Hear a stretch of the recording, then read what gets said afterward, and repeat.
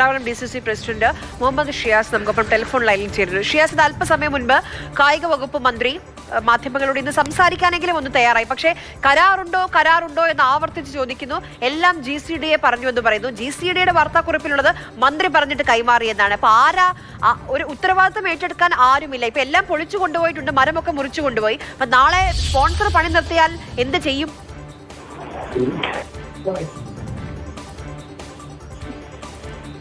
കേൾക്കാമോ? ഇതിനകത്ത് ഗൗരവതരമായിട്ടുള്ള ക്രമക്കേടുകളാണ് നടന്നിട്ടുള്ളത്. കാരണം ഇത് ഇങ്ങനെ ഒരു സ്റ്റേഡിയം പൊതു സ്വത്ത് ഒരു സ്വകാര്യ വ്യക്തിക്ക് കൈമാറുമ്പോൾ പാലിക്കേണ്ട ഒരു നടപടിക്രമങ്ങളും പാലിച്ചിട്ടില്ല. ഈ സ്പോൺസറെ എങ്ങനെയാണ് സർക്കാർ കണ്ടെത്തിയത്? ഈ സ്പോൺസർക്ക് മുൻകാലങ്ങളിൽ ഇങ്ങനെ ഇത്തരത്തിലുള്ള അന്താരാഷ്ട്ര ഫുട്ബോൾ മാച്ചുകളോ അല്ലെങ്കിൽ മറ്റേതെങ്കിലും ഗെയിമുകളിൽ ഏതെങ്കിലും തരത്തിലുള്ള പ്രവർത്തന പരിചയമുണ്ടോ? അല്ലെങ്കിൽ ഇദ്ദേഹത്തിന്റെ വ്യക്തിപരമായിട്ടുള്ള ഈ സ്പോൺസറുമായി ബന്ധപ്പെട്ടിട്ടുള്ള കാര്യങ്ങളിൽ വ്യക്തിപരമായ ആക്ഷേപം നിലനിൽക്കുന്നത് സർക്കാരിന് അറിയില്ലേ? ഇത്തരത്തിലുള്ള കാര്യങ്ങളൊക്കെ സർക്കാർ മനസ്സിലാക്കണ്ടേ? യാതൊരു തരത്തിലും ഇപ്പൊ കായിക മന്ത്രി സ്റ്റേഡിയം കൈമാറാൻ പറഞ്ഞാൽ അപ്പോൾ തന്നെ കൈമാറാൻ ഇരിക്കുന്ന ആളാണോ GCDA ചെയർമാൻ എന്ന് പറയുന്നത്?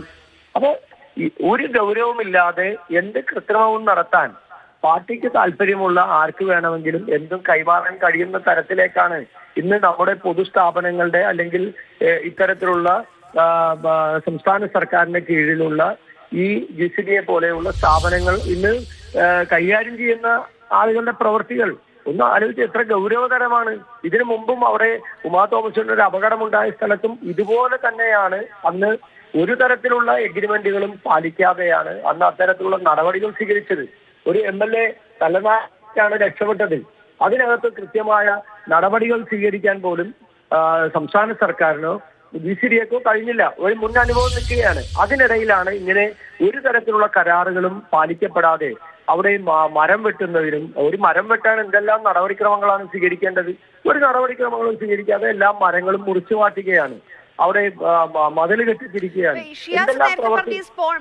ഈ സ്പോൺസറിന്റെ കാര്യമില്ല, ഇന്ന് അതും ചോദിച്ചു മന്ത്രിയോട്. അപ്പൊ മന്ത്രി പറയുന്നത് എല്ലാം സുതാര്യമാണ് എന്നുള്ള കാര്യമാണ്. പക്ഷെ നമ്മുടെ അറിവിൽ അങ്ങനെ ഏതെങ്കിലും സ്പോൺസർക്ക് വേണ്ടി സർക്കാർ അപേക്ഷ ക്ഷണിച്ചതായോ മറ്റേതെങ്കിലും സ്പോൺസർ അപേക്ഷിച്ചതായോ എങ്ങനെയാണ് ഈ പറയുന്ന ആന്റോ അഗസ്റ്റിൻ എന്ന വ്യക്തിയിലേക്ക് സ്പോൺസർഷിപ്പ് എത്തിയതെന്നോ ആ കാര്യങ്ങളൊന്നും നമുക്കറിയില്ല. പിന്നെ എങ്ങനെയാണ് അത് സുതാര്യമാവുക? അത് തന്നെയാണ് നമ്മൾ പറഞ്ഞത്. മന്ത്രിയും കള്ളത്തരമാണ് കാണിക്കുന്നത്. മന്ത്രിയുടെ അടുത്ത് ആരാണ് പറഞ്ഞത്? അർജന്റീന ഫുട്ബോൾ അസോസിയേഷനുമായി ബന്ധപ്പെട്ട് മെസ്സിയുടെ ടീമും ഇവിടെ വരും, അന്താരാഷ്ട്ര മാച്ചുകൾ ഉണ്ടാകും, സൗഹൃദ മത്സരങ്ങൾ ഉണ്ടാകും എന്ന് ആരാണ് പറഞ്ഞത്? കേരളത്തിലെ ജനങ്ങളെ കബളിപ്പിക്കുകയല്ലേ? ഇതിന്റെയൊക്കെ പിന്നിൽ ഒരു വലിയ ഗൂഢാലോചനയുണ്ട്, ഒരു വലിയ സാമ്പത്തിക തട്ടിപ്പ്. ഇതിന്റെ പിന്നിൽ ഈ സാമ്പത്തിക ക്രമക്കേടുകൾ നടത്തുന്ന അല്ലെങ്കിൽ പണമുണ്ടാക്കുക എന്നുള്ള ലക്ഷ്യത്തോടു കൂടി പ്രവർത്തിക്കുന്ന ഒരുപറ്റം ആളുകളുടെ കയ്യിൽ മന്ത്രിയും ഈ സർക്കാരും അകപ്പെട്ടു എന്നുള്ളതാണ്.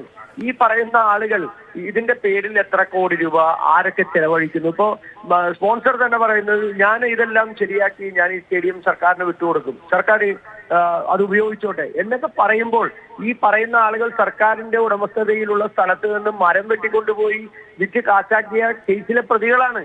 ഒന്ന് ആലോചിച്ചു നോക്ക്.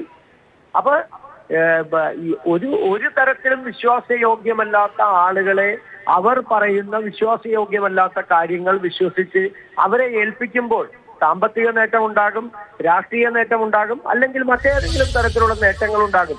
ഈ നേട്ടങ്ങളല്ല കേരളത്തിലെ പൊതുസമൂഹത്തിനും. അതിനു വേണ്ടിയിട്ടല്ല ഈ ജവഹർലാൽ നെഹ്റു സ്റ്റേഡിയം എന്ന കേരളത്തിലെ കായിക പ്രേമികൾക്ക് വേണ്ടിയിട്ടുള്ള കോടിക്കണക്കിന് രൂപ നിർമ്മിച്ച് കൊച്ചിയിൽ ശ്രീ K കരുണാകരൻ ഇങ്ങനെ ഒരു സ്റ്റേഡിയം നിർമ്മിച്ചത്. അതിനകത്ത് മാച്ചുകൾ ഉണ്ടാകണം, അന്താരാഷ്ട്ര മത്സരങ്ങൾ ഉണ്ടാകണം, എല്ലാം ഉണ്ടാകണം. ഇപ്പൊ മദ്രാസ് IITയുടെ തന്നെ ഒരു പഠനത്തിന്റെ അടിസ്ഥാനത്തിൽ ഈ സ്റ്റേഡിയത്തിന്റെ സുരക്ഷയും സംബന്ധിച്ചിട്ടുള്ള നിരവധി റിപ്പോർട്ടുകളുണ്ട്.